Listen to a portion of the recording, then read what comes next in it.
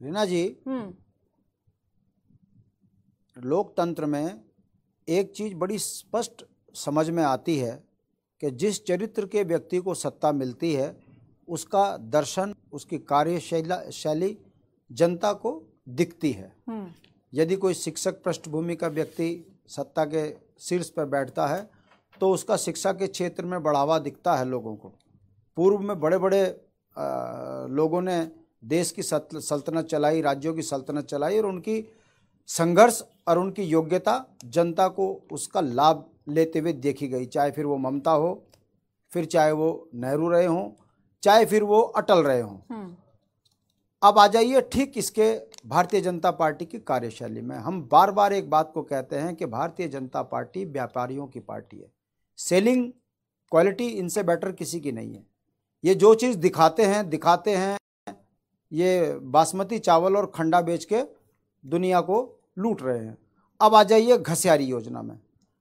मैं आपके माध्यम से भारतीय जनता पार्टी से पूछना चाहता हूँ, आप ये घास लाएंगे कहाँ से? जमीन आपको मिलेगी कहाँ से? और ये घास आप बेचोगे किसको? इसकी सच्चाई को समझने की जरूरत है। जमीनी हकीकत यह है कि भारतीय जनता पार्टी ने हमारे नौलों, हमारे धाराओं के पानी को बेचने की योजना पहले बनाई। इससे पहले कि किसी गांव में के नल में पानी आता, इन्होंने पाइपलाइन बिछा के एक फैक्ट्री से अरबों रुपए के पाइप खरीदे और पाइप बिछा दिए, पानी नहीं है। उज्ज्वला गैस एक फैक्ट्री के साथ उसका चूल्हा बनवाने का कॉन्ट्रैक्ट किया, कौड़ी का भाव करोड़ों में खरीदवाया, उसके बाद वो गैस के सिलेंडर 950 के हुए, वो उज्ज्वला गैस फेल।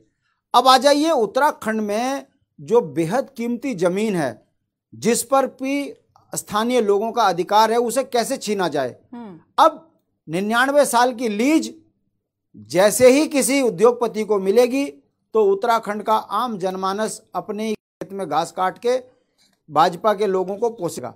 ये मैं आरोप नहीं लगा रहा हूं, मैं जमीनी हकीकत आपको बताऊं रीना जी। उत्तराखंड के पर्वतीय क्षेत्र में ब्लॉक स्तर पर यह स्थिति है कि आपको यदि चाय में दूध की जरूरत है तो अडानी अंबानी की दूध की फैक्ट्री का दूध गांव में दिया जा रहा है। दूसरा, भाजपा ये कहती है कि हम जंगलों से, जानवरों से माँ बहनों को बचाने के लिए योजना ला रहे हैं। मैं पूछना चाहता हूं, केंद्र में आप हो, राज्य में आप हो, वन अधिनियम में परिवर्तन कर दीजिए, वन विभाग में ग्राम प्रहरियों की भर्ती कर दीजिए, जंगली जानवर तो स्वतः हटा देंगे। आप कानून में परिवर्तन नहीं कर रहे हो। हमारे बच्चों को जंगली जानवर रोज मार रहे हैं, आप वहां नहीं कर रहे हो। मगर वही वाली बात है कि कौड़ियों के भाव, बासमती ले लो और उसके बाद खंडा बेच के निकल जाओ, ढूंढते रहो कहाँ है व्यापारी। ये स्थिति उत्तराखंड की हो गई है। इस घसियारी योजना के पीछे उत्तराखंड की बेहद कीमती जमीनों पे कब्जा करने की मंशा भारतीय जनता पार्टी ने पाली है। और मैं दूसरी बात ये कहता हूं, कांग्रेस ये कह रही है कि हमने बेटी को कलम देने की बात कही थी, अब ये घसियारी योजना जो है हमको अच्छा नहीं लगता बेटी को। अरे भाई, भूल गए पटवारी भर्ती घोटाले में कितनी बेटियों का हक छीना आपने? स्वास्थ्य भर्ती घोटाले में कितनी बेटियों को बेरोजगार करा आपने? आपके शासनकाल में नौकरियों में जो बेईमानी हुई है वो किसी से छुपी नहीं है। और मैं आपको बता दूं रीना जी, उत्तराखंड की जनता इतनी पढ़ी लिखी है कि वो समझने लगी है कि भारतीय जनता पार्टी ने जो 4.5 साल में वादे करे थे, एक भी वादे पे काम हुआ हो, मैं अभी पैनल से उठ के चला जाऊंगा। आपकी तमाम घोषणाओं में उत्तराखंड के हक और हकूकों पर सिर्फ और सिर्फ डाका डला है, जुमलेबाजी साबित हुई है। और आज आपको बताइए, राज्य सरकार की योजना है ये घसियारी योजना, इसमें केंद्र के नेता को आने की क्या जरूरत पड़ गई? ये समझने की जरूरत है कि जब घर में नालायक औलाद हो जाए तो बाप हर जगह कवर करने के लिए आता है। मैं पूछना चाहता हूं, घसियारी योजना से क्या यह राष्ट्र की योजना है? क्या यह राष्ट्र के नेता के लिए पूरे भारत में या लागू होगा क्या? ये जो उत्तराखंड की जनता को भ्रमित किया जा रहा है, कभी मोदी जी के नाम पे, कभी अमित शाह के नाम पर, ये उत्तराखंड में नहीं चलेगा।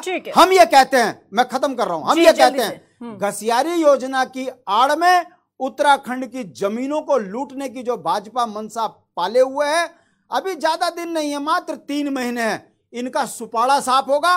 और जिन्होंने उत्तराखंड की जमीन, अंत्योदय, राशनों में घोटाले, जमीनों में घोटाले किए हैं, मैं ऑन एयर कह रहा हूं, कितना ही बड़ा नेता हो, हमारी इंच जमीन गुरुकुल नारसन से लेके बद्रीनाथ तक कोई लेके नहीं जा सकता।